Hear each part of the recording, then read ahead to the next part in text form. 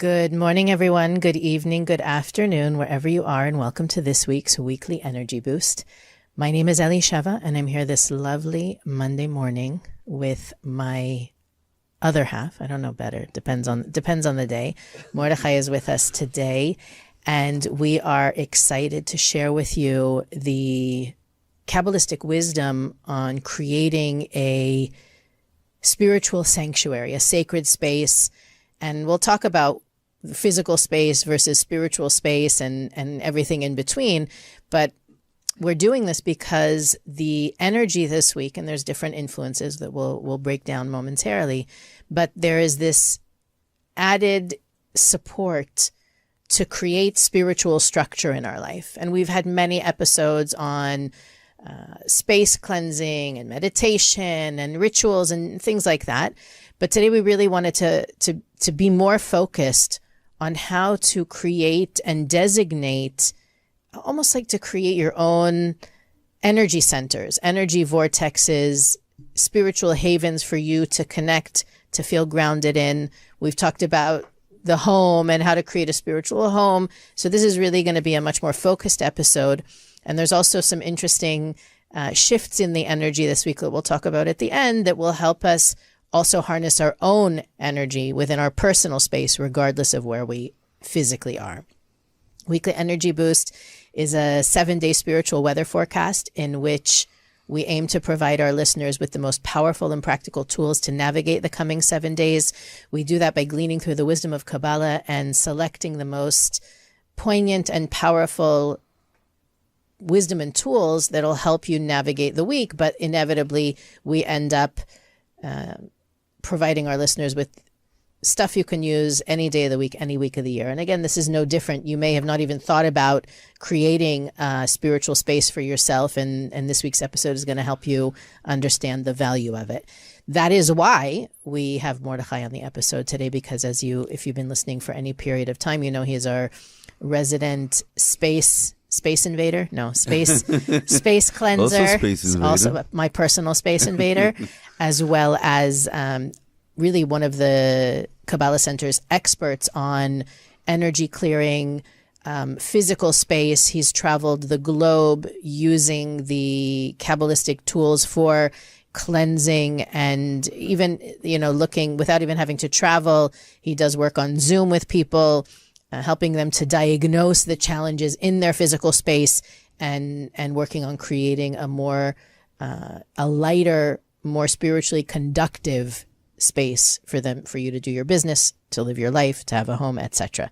So we're talking today about creating that spiritual space. And I want to go from simple to abstract, or focus to abstract. When we talk about having spiritual space, and we often tell our students you should have a meditation chair or somewhere that you do your connecting, your spiritual practice on a regular basis. Why is that even important? Reminds me of the song, I Traveled the World in the Seven Seas. Eurythmics. There's so... Sweet Dreams. It's called Sweet Dreams, by the way. I almost sang it, but I was holding myself back. We appreciate that. Thank you. So I think maybe we can start with the core understandings that our house, our home, right? Someone buys a house, but they're not buying the house. They want to get the energy of the home. And a lot of our efforts, intentionally, consciously, or subconsciously, are about making it a home. And the idea of the home is really our vessel. It's our headquarters of manifesting who we're meant to be.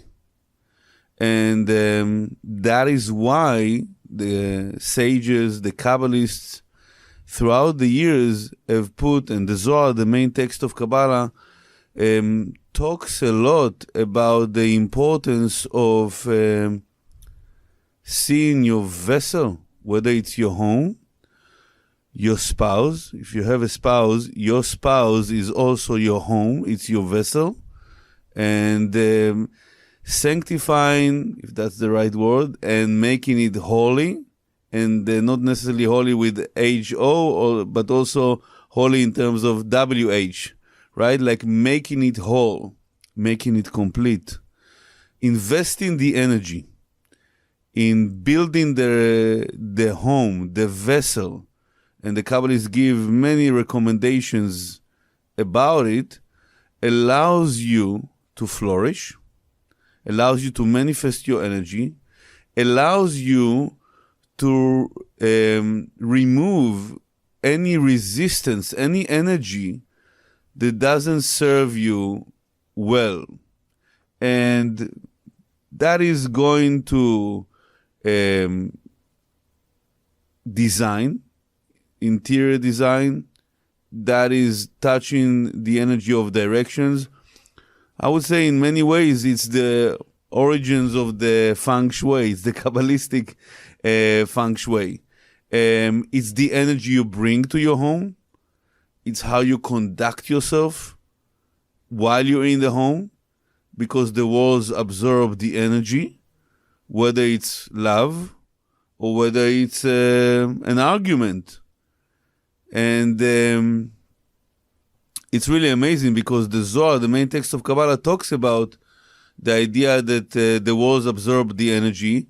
And I mean, there's so many times, and this is part of where the magic, the mystical part of Kabbalah comes to picture, comes to play, because I would say 99% of the time, and we went to hundreds of places together with my colleague Yuda Ashkenazi to cleanse different spaces.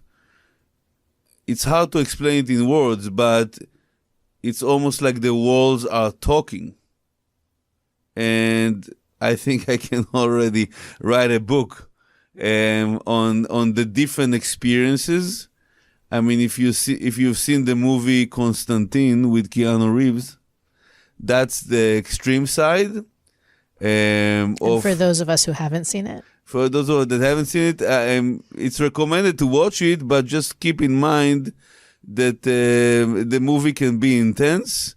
And I recommend, if you have the Zohar with you, to scan the Zohar afterwards, but it's to appreciate the energy that is available to us, and the energy, the gifts of the different Kabbalistic tools, whether it's the power of the Zohar to cleanse our home, to cleanse our energy, or whether it's the power of the special Moroccan herbs that we bring. We literally bring it from Morocco, besides the sage, and the moment we start the space cleansing, and we also do the, I would say, the personal cleansing, the moment we start, the herbs get even an energy boost, extra energy. I mean, if you do it just yourself, you might feel something. But the moment the energy field of the Kabbalah Center is infused into the Moroccan herbs, it's a mystical experience.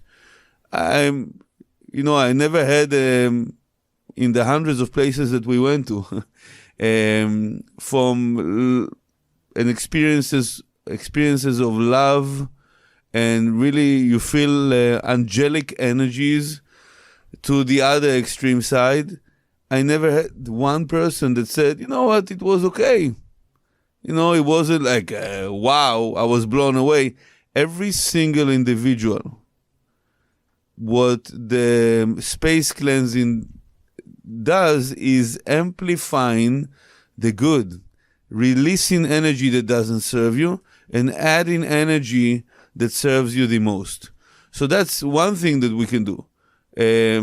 Of course, we can change the design. We can be mindful on what we're saying and how we conduct ourselves in our house, in our home, because our home is our temple. It's our shrine. It's where we bring the energy, and everything from our home is amplified. So everything that we are experiencing is going to be broadcast to the whole world. So we want to be mindful about it, that we want to bring more energy of love, and many times, and support, and prosperity, and abundance. And many times we say to the individuals, we are just rebooting for you. We're just resetting the energy of the home, which there are 4 ways to do it, but this is the strongest way. We're just resetting the energy of the home. Now it's in your hands. This is good for roughly a year, but now it's in your hands. What energy do you want to bring to the home? In other words, if someone did a detox, a cleanse in their body, and afterwards they go back to eat garbage, I mean, they did the cleansing, they did something, but what's the benefit if the individual goes back to where they were before? But it's so interesting that you bring up a point that we touched on a few weeks ago in the Q&A episode, where someone said they were asking about tools to cleanse negativity from previous negative actions like gossip and stuff like that. Yeah. So we talked about the danger of doing something negative, knowing that there is a tool that can fix it afterwards. That's like the worst kind of negativity, right? That you say, okay, I know I can transform this, so I'm going to, rinse and repeat. Rinse and repeat. Yes. What's rinse? I have no idea. Okay. It's a word you made up. It's a new word. Yes. Rinse and repeat. It's not a Kabbalistic word. But so the idea is that we want our listeners to know that there are tools for cleansing and purification and for bringing a person and a space to a more elevated stage. But we also want to make sure that on a fundamental level, we understand that the goal for all of these tools is to heal. This is exactly what we spoke about a few weeks ago, to heal the cracks that we created unintentionally. If you're creating cracks intentionally, the tools are not going to be so effective. When we think about creating a space for spiritual connection, right? A lot of people feel, and this is I think one of the most beautiful things that happened as a result of COVID, is that all these religious houses of worship were shut down for whatever period of time, even if it was just a week or two. There was almost like a banishment, if you will. And a lot of the world that did practice, had some sort of religious observance or communal observance, had to find a way to do it at home, which I think created a new, I don't want to say customer, but a new need for this product of, here's where I make my spiritual connections. This is in my home. This is where I pray. And I had spoken to, again, this is going back almost 3 years, but I had spoken to people who said, listen, I have roommates. I'm not in control of all the energy that comes into my house and goes out of my house. I don't know all the people that I live, or I don't know the friends of all of my roommates. So how can I be responsible for my space or for creating that space when I'm not completely in charge of the energy that enters the space that I live in? So I was hoping that we could also, in an ideal situation, you own your home, you're on the same page spiritually with everyone in your home. But the fact of the matter is, not only is that not the case for everybody, but we're all in different situations throughout life. I mean, sometimes you have to travel. Sometimes it's for a good reason to a beautiful location, and sometimes it's for either business or an unfortunate reason. And so the Kabbalists talk about, on one hand, the need to create that space. And I want to talk about how to help people who live in unusual living situation to create that space. But also, how do you create a portable space, right? When you travel, whenever you're not in let's say in an ideal situation, you have your meditation chair, you have and I want to talk about what's important to have in those spaces also. You have all the elements that make you feel connected. How do you bring that with you into the space that doesn't belong to you, or into a space that you're in super temporarily? What's important for that is the traveling spiritual person? So there are, as I said, there are 4 ways to cleanse a space, which are corresponding to the 4 elements that we are made of. So we have fire, and that's done with the herbs that I mentioned, or you can even do it with sage if you're traveling. There's water, which some people use a fountain, but you can wash the space. That's a way to do it. So that's another thing. If you are traveling to a place or you live in near a place that has a source of water, especially ocean, and when there is like continuous movement, that the water are not standing, it's good during the day, not during the night, during the day to open the windows or maybe the doors, so the energy, the vibe of the ocean, of the water will be cleansing the space. So that's the water element. There's the earth element, which is more difficult when you're traveling, but the earth element is renovation. When people renovate, when people paint, that's why it's good if you're already traveling and you can control picking the place that you're going to stay in that was recently renovated or recently new, or saying the newer the physical building, the better for exactly, you. Or renewed, or they bought new furniture. That allows the energy to cleanse in terms of the earth element. And in terms of the air, you can travel with today there are like also mini air purifiers.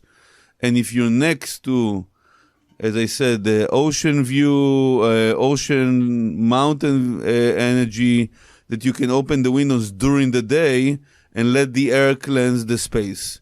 The strongest one is the fire one. And when we travel, I take with me a little kit, try not to activate the smoke alarms, and we do a mini space cleansing, recommended during the day, not at night, because it's different energy at night. There's more resistance, and manifesting that. On top of that, there are many tiny things that you can do, whether it's when you're traveling or whether it's when you're at home.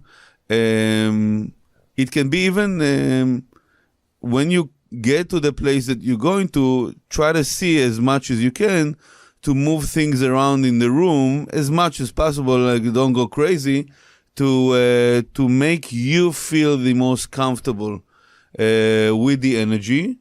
That's number one.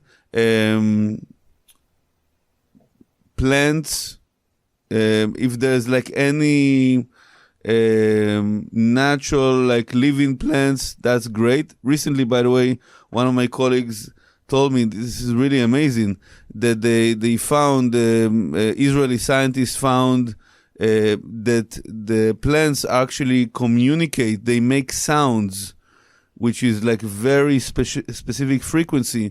They make sound when they're hungry, when they're thirsty, and when they are under stress, when they are hurt. Really, really amazing stuff. So they communicate with each other and with the world. And so it's another proof that they are alive. Remove any plastic plants because it's not energy of life. So even if you're traveling to a certain, let's say, hotel room, and there's like a place that you can take out without destroying the place, take out the stuff that is not alive. Even statues, if you have gifts. So where do you put it if you're in a hotel room? If you can put it in the balcony, like take it outside or put it in a closet that it's not interfering with your space. Might be like 5-minute walk, but it's definitely worth it. If pictures in your home that you have, that you can even if it's a picture of your family that you can take with you, if you have it on your device, great. But you can have a picture that you travel with. So you're talking about the importance of bringing your own energy wherever you go with you. The more of your own energy you can bring with you. What's the result? What's the result of doing all these things? What's the intended outcome? So you bring the energy of your home, of your personal vessel, your personal manifestation. So you create your own energy field within the energy field of wherever you're going to. Let me be clear. It's not going to be 100% how you feel it. There's nothing like home. and Elisheva can be my witness that I have a full suitcase with the stuff that I bring with me every time we travel. And it's not a small By the way, suitcase. it's not just It's you. the biggest size. David also joked in a recent episode that he Right. brings everything, the pillow, that the episode. whole Everything. thing. Everything, Can we yeah. talk about for a few minutes what the essential elements are for creating a space? And I'm going to say it can even be in your bedroom, although if you can do it in a different room. So we want to make sure that everybody understands, even if you have only your room as your personal space, it's still possible to do it. Although the ideal is to do it outside of the bedroom because there's different spiritual work that happens inside the bedroom. What are the essential elements to creating a location in your home for spiritual connection?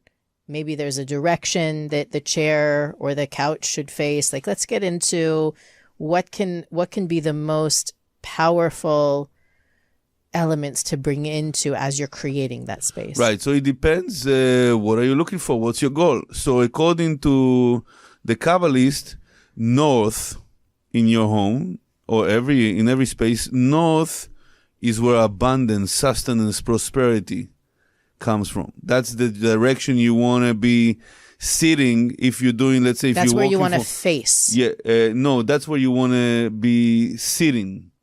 Let's say So if you, in the if that's northern your office, side if of the you're- room. Yes. Got you. Okay. Yeah, if your office is in the house, try to see if you can take the room that is at the north part of your home. And even if not, sit at the north, facing the south, or facing. It doesn't matter as long as you are at the northern part.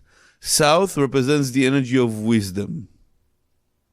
So if you want to be doing meditations, you want to have spiritual connections, you want to study spiritual texts or study classes, you want to reside, when you do that, at the south side.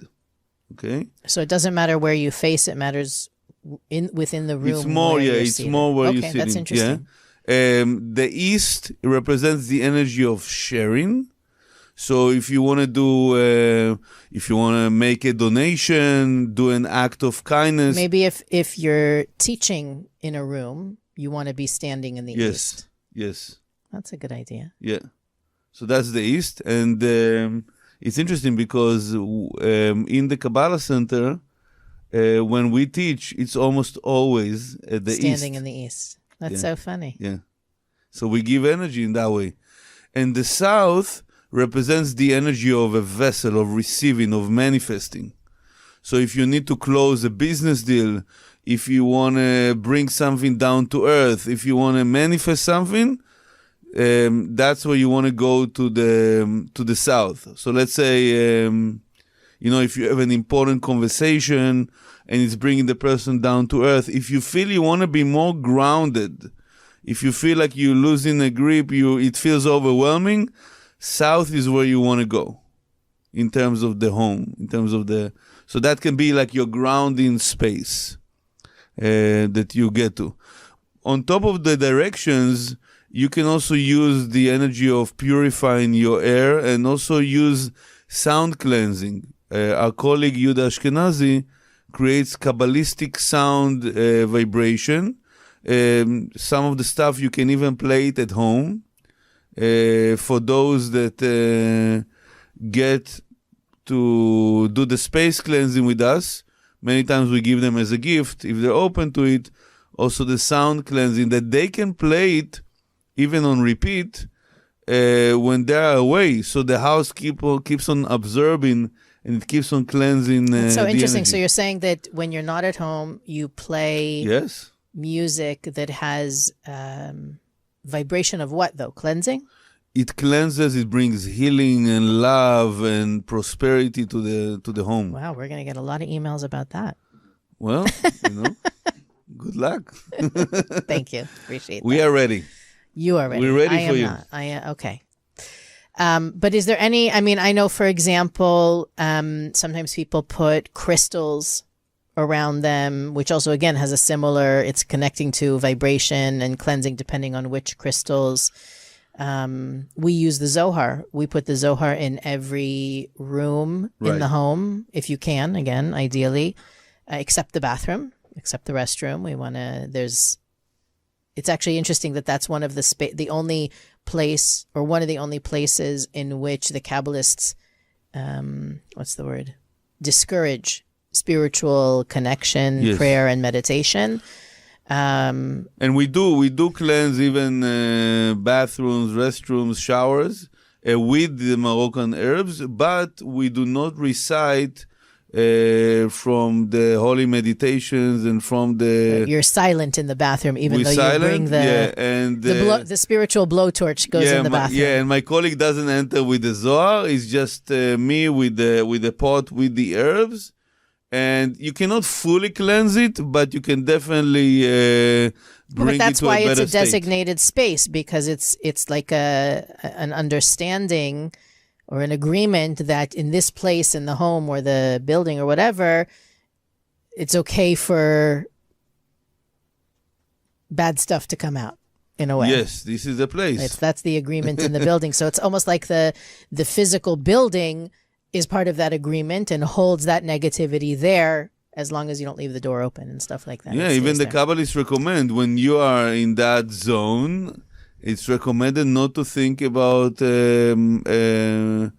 holy thoughts. Like something mundane, like I don't want to mention different names of magazines, but you get the idea. Really not to mix those energies. By the way, about crystals, there might be only one challenge with crystals. There's a big part of the crystals that they need their energy to be continuously replenished, because they absorb, let's say, certain negative energy. There are relatively very few crystals that don't need that. They don't need that. So that's why we recommend to bring the Zohar. Do you know the names of any of those crystals? I know we have one. I just don't know what it's called. You would know, right? It's like the white quartz, if that's the right word. I hope it's the right. Called. Yeah. I don't remember on top of my head what's the right name for it, but maybe one of our listeners knows. Yeah. Anyway. Okay. So I think one more question that we want to answer is, why is it even a conversation, right? Why, not only in modern times we're discussing this, right? There are places where we have a meditation room at the Kabbalah Centre. We have another room where we do prayer and meditation.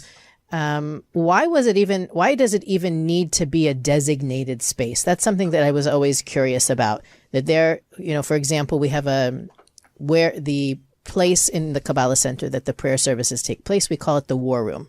Because the war, it sounds funny to say it that way, right, but we're engaging in battle with negative forces, right? Where we use the time that we spend there to diminish the strength of negativity in the world, not only for the people who are participating in the practice, but we do it for the whole world. So why can't it be anywhere? Why does it have to be consistently? Even the Bible goes into the details on how to create a spiritual structure, a structure for prayer, a structure for meditation. Why is that needed if God is everywhere, if the light force of the Creator is everywhere? So one of the great Kabbalists, Rav Chaim Ben Attar, gives the answer.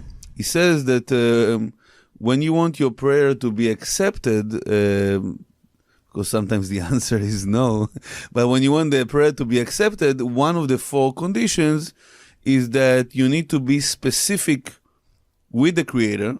You need to tell the Creator exactly what it is that you need. So the Rabbi Chaim Ben Attar is asking, why do you need to tell God? He knows anyway everything. But the answer is that Rabbi Chaim Ben Attar says that when you are specific but not limiting, let's say I want X amount of money. No, I want at least X amount of money. This X amount of money, not to say exactly how much, because maybe the Creator wants to give me more.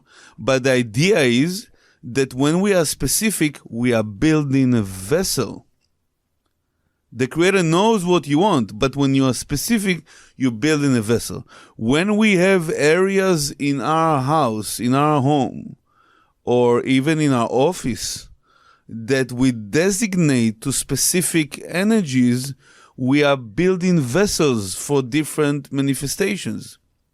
For love, for, this is the place to sleep. And that's part of, by the way, that's what the Kabbalists teach is part of our purpose and the unique value that humanity has in the world, in contrast with animals and the plant life and vegetation and whatnot, is that our role as human beings in the physical reality, as souls wearing bodies in the physical reality, is to create vessels for the light force of the Creator to fill.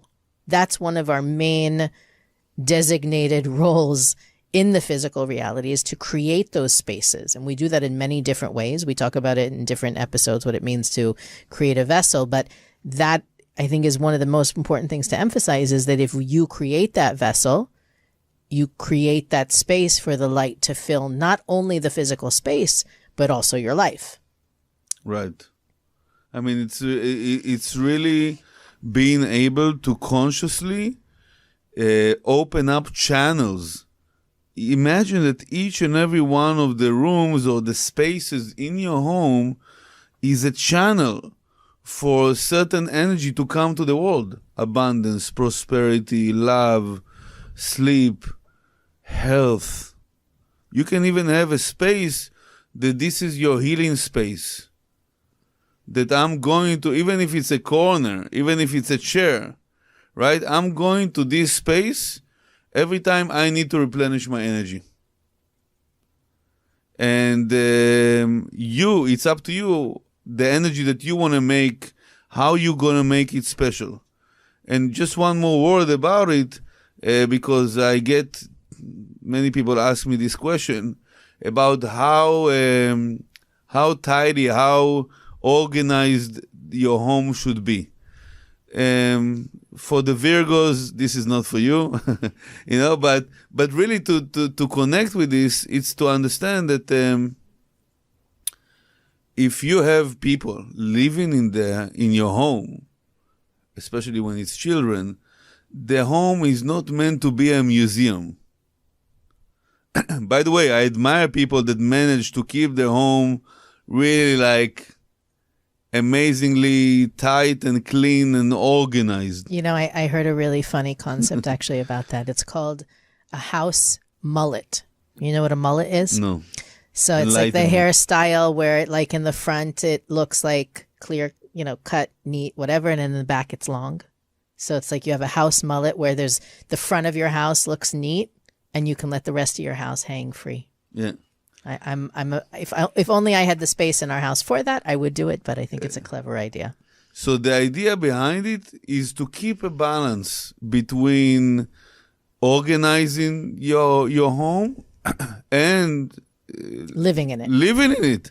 So thank you, honey. So the idea is really to connect with the energy that I'm making my effort.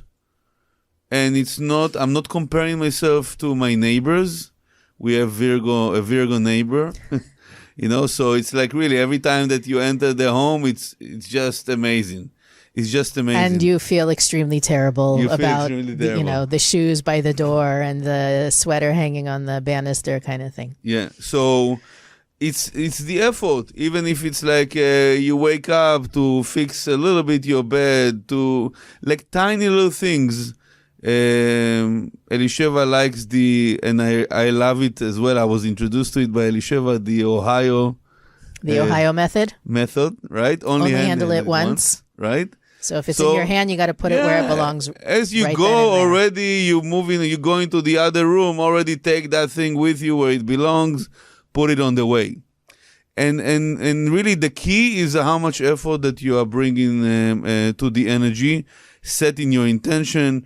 It's good to do a meditation at your home before you start the day. It's good to talk to your home, even in your mind, appreciate your home, inject consciousness. We have other Kabbalistic tools on top of the Zohar, like the mezuzah, which we write on parchments with beautiful consciousness, lots of restrictions that apply. The writer doesn't eat or drink throughout the day from dawn until sunset, and they immerse themselves in water. It's called mikveh. Every time they write the tetragrammaton, the name of God, and it takes roughly around 3 hours to make one, where maybe in other places it's faster because there are less meditations and less intentions.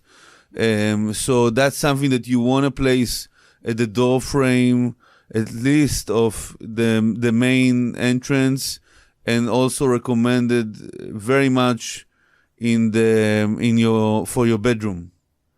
So I mean, there's many other things, but we'll keep it, I would say, lighter.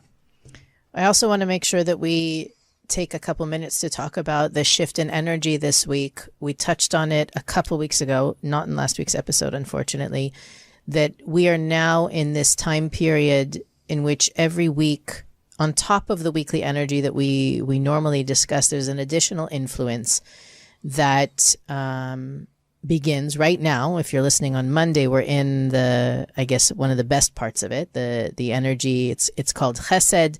It's the first week of what we call the Omer, and these 7 weeks are really a way that a yearly period in which the universe tests our spiritual resilience to see how we've grown. Not that there's a reward or punishment at the end of the process. The reward is really that once we get to the end of these 7 weeks, we genuinely own or have earned the great light that we have invested in these first couple weeks. So on Thursday, if I'm not mistaken, we begin the challengingest week of the Omer. It's left column energy. It tends to be, I would say, it's not that it's bad. It's just that it feels the tests and challenges that pop up during this week can feel especially difficult. People can be difficult, especially people who are not spiritually minded and don't know this technology. But I'll give you back the microphone in a second. But the thing that I normally tell people in this period is to be aware that it's smoke and mirrors, that it really is whatever challenges or disagreements or conflicts come up, they're not real. They're not going to last. It's not going to be an issue 6 weeks from now, 5 weeks from now, or whenever they come up.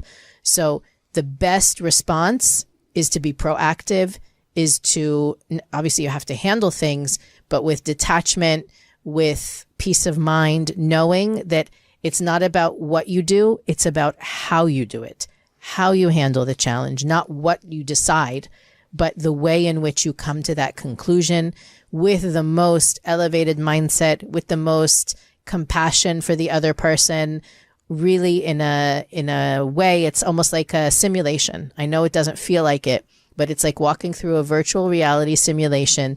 The universe it's a video game in which we're testing our spiritual skills, and the less attached we can be to whatever we're experiencing, the more points we win. I would like to disagree. I think that the Omer, maybe it's time to set the record straight, and I hope that as many people as possible listen and watch this. As for someone that was born in the Omer period, hint, hint, you can send your gifts. We'll give you the address at the end. It's really a beautiful time. So imagine you won the lottery just the night before the Omer starts. You won the lottery of health, the lottery of freedom, the lottery of consciousness. You won the first prize, the lottery of abundance, the lottery of love.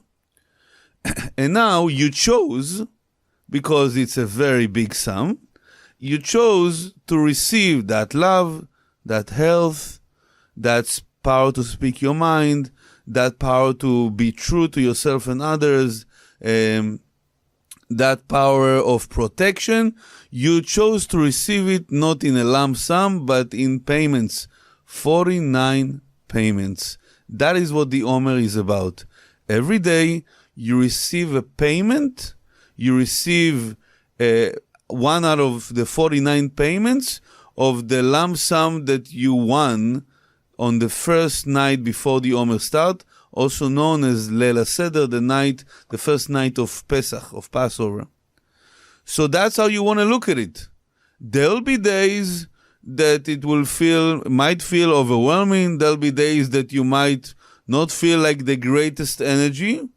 But every week, every day of the 49 days is a gift.